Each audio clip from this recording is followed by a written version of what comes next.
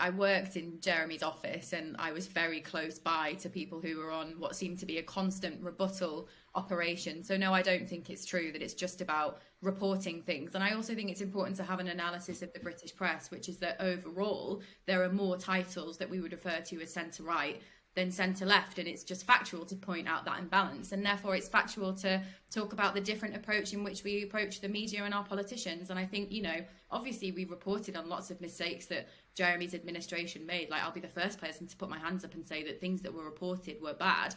However, it's about the intensity of the scrutiny that comes from journalists. It's about the fact that you had, you know, reporters I know at the Telegraph who were told find dirt on the Labour Party at the time. And we have to analyse the relationship that the press has with our politics and look at, you know, Allegra Stratton, for example, a journalist who worked at ITV, a place that's supposed to be impartial, very close friends with now, you know, Prime Minister Rishi Sunak's former best man. I think that's the partner of Allegra Stratton. And then Allegra Stratton left, you know, number 10 and number 11, and then went straight back into journalism. And, you know, it's important to note these kind of things. So then when we start talking about, you know, is it actually the case that journalists are just reporting on things, or perhaps do they have their own political opinions and thoughts, and is there political opinions and thoughts of editors at big newspapers? And I think it's important to point that out when we talk about the press and honeymoon periods.